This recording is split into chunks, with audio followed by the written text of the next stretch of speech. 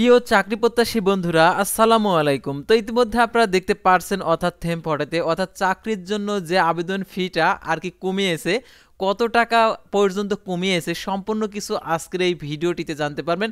সাধারণত এই নিয়োগ বিজ্ঞপ্তিগুলোতে আবেদন ফি ছিল এমন ফি ধরা হয়েছিল যার কারণে অনেকে আবেদন করতে নিরুৎসাহিত হয়েছে। তো এখন থেকে সবাই আবেদন করতে পারবে, কারণ আবেদন ফি এত কমিয়ে দিয়েছে যার কারণে সবাই আবেদন করতে ইচ্ছুক আর কি ইচ্ছা পোষণ করবে। তো আজকের এই ভিডিওটির মাধ্যমে জানতে পারবেন অর্থাৎ সরকারি চাকরির ক্ষেত্রে কত টাকা আবেদন ফি নির্ধারণ করা হয়েছে, সম্পূর্ণ কিছু আপনারা জানতে পারবেন আজকের এই ভিডিওটির মাধ্যমে। সেহেতু অবশ্যই আপনারা ভিডিওটি শেষ পর্যন্ত দেখবেন। অর্থাৎ সাধারণত দেখতে পাচ্ছেন 30শে ডিসেম্বর 2024 খ্রিস্টাব্দ তারিখে অর্থ মন্ত্রণালয় অর্থ বিভাগ এই প্রজ্ঞাপন জারি করেছেন। অর্থাৎ প্রত্যেকটা চাকরির ক্ষেত্রে, সরকারি চাকরির ক্ষেত্রে কত টাকা করে আবেদন ফি প্রদান করতে হবে সেটা আপনারা জানতে পারবেন। অর্থাৎ প্রথমতম গ্রেড থেকে দশমতম গ্রেড পর্যন্ত কত টাকা, 11 থেকে 15তম গ্রেডে কত টাকা, তারপর 15 থেকে 20তম গ্রেডে কত টাকা, সম্পূর্ণ কিছু বিস্তারিত আজকের এই ভিডিওটিতে জানতে পারবেন। তাই ভিডিওটি মনোযোগ সহকারে দেখতে থাকুন। আর আপনি যদি অল জব নিউজ বাংলাদেশ এই চ্যানেলে প্রথমবার এই ভিডিওটি দেখে থাকেন তাহলে আমাদের এই চ্যানেলটিকে সাবস্ক্রাইব করে রাখবেন, notification bell button all press করে রাখবেন, এই ভিডিওটিতে একটি লাইক করে দেবেন। তো এখন থেকে আপনারা যে কোনো চাকরির আবেদন করতে পারবেন। সেহেতু আবেদন ফি যেহেতু কমিয়ে দিয়েছে, সেহেতু আপনাদেরকে অবশ্যই চাকরির আপডেটগুলো জানতে হবে। তো চাকরির আপডেটগুলো জানতে হলে অবশ্যই আপনারা আমাদের ইউটিউব চ্যানেল এবং ফেসবুক পেজের সঙ্গে থাকবেন। যারা আমাদের ফেসবুক পেজের নতুন দর্শক রয়েছেন তারা অবশ্যই আমাদের ফেসবুক পেজটি লাইক দিয়ে ফলো করে আমাদের ফেসবুক পেজের সঙ্গেই থাকবেন। তো আমাদের ফেসবুক পেজের লিঙ্কটাও ডিসক্রিপশন বক্সে দেওয়া রয়েছে, তো এখানে আপনারা ক্লিক করে দেবেন, সাথে সাথে আমাদের ফেসবুক পেজে নিয়ে যাবে। তো আমাদের ফেসবুক পেজেও আপনারা সকল নিয়োগ বিজ্ঞপ্তির আপডেট জানতে পারবেন। সাধারণত এমন খুশির খবর আর কোনো কিছু হতে পারে না। অর্থাৎ চাকরির আবেদন ফি অনেকে দিতে পারে না, অর্থাৎ চাকরির আবেদন ফি এত পরিমাণ ধরে 300, 400, 500, 600, যার কারণে অনেকে আবেদন করতে পারে না। তো আজকের এই ভিডিওটির পর থেকে আপনারা প্রত্যেকটা চাকরিতে আবেদন করবেন। সাধারণত এত কম ফি কখনোই ছিল না, অর্থাৎ এর আগে কখনোই ছিল না। তো এখন ফি কত টাকা সেটা আপনাদেরকে দেখে দিচ্ছি।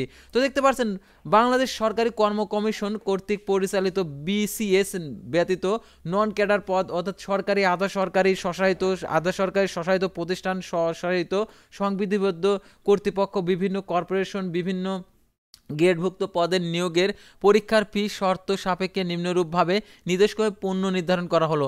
অর্থাৎ দেখতে পাচ্ছেন বাংলাদেশ সরকারি কর্ম কমিশন কর্তৃক পরিচালিত বিসিএস ব্যতীত, অর্থাৎ বিসিএস বাদে নন ক্যাডার পদগুলো, অর্থাৎ বিসিএস এর নন ক্যাডার পদ এবং সরকারি, আধা সরকারি যে সকল আর কি প্রতিষ্ঠান রয়েছে সেই সকল প্রতিষ্ঠানের চাকরির ক্ষেত্রে কত টাকা ফি সেটা এখন দেখে দিচ্ছি। তো দেখতে পাচ্ছেন নবমতম গ্রেড তথার্থ দেখতে পাচ্ছেন নন ক্যাডার 200 টাকা, তারপর দশমতম গ্রেডের 200 টাকা, তারপর দেখতে পাচ্ছেন 11তম থেকে 12তম গ্রেডভুক্ত 150 টাকা, তারপর দেখতে পাচ্ছেন 13 থেকে 16তম গ্রেডভুক্ত 100 টাকা, তারপর 17তম গ্রেড থেকে 20তম গ্রেডের দেখতে পাচ্ছেন এখানে 50 টাকা।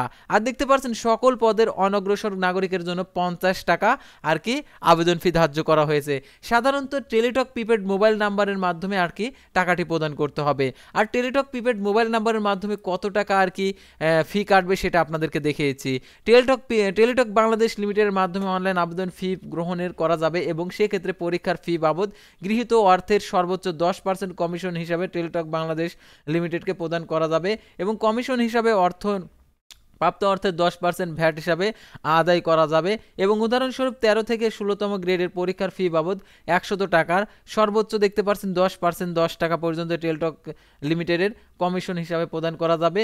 উক্ত 10 টাকার 15% অর্থাৎ 1.5 টাকা ভ্যাট হিসাবে আদায় করা যাবে এবং পরীক্ষার্থীদের নিকট থেকে সর্বোচ্চ আদায়যোগ্য টাকা পরিমাণ হবে দেখতে পাচ্ছেন 10 আর কি 100 প্লাস 10 প্লাস অর্থাৎ 112 টাকা আপনাদেরকে প্রদান করতে হবে।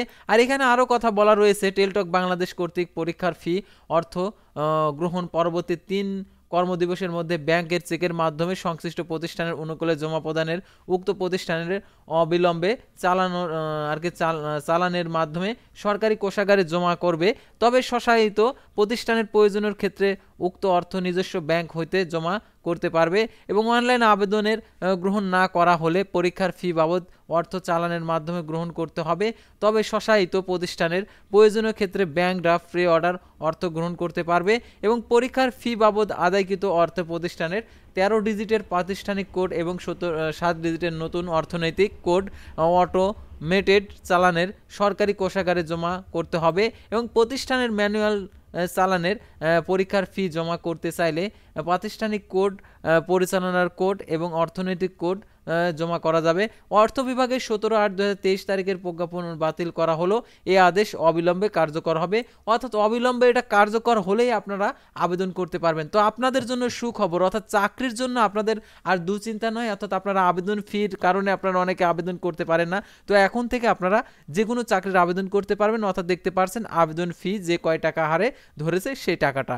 তো আজকের ভিডিওটি ছিল সাধারণত আবেদন ফির তথ্যগুলো নিয়ে। তো পরবর্তী ভিডিওতে আবারও কোনো নতুন জব সার্কুলার নিয়ে আপনাদের সামনে হাজির হব। সে পর্যন্ত সবাই ভালো থাকবেন, সুস্থ থাকবেন, আর অবশ্যই আমাদের ফেসবুক পেজটি লাইক দিয়ে ফলো করে ইউটিউব চ্যানেলটি সাবস্ক্রাইব করে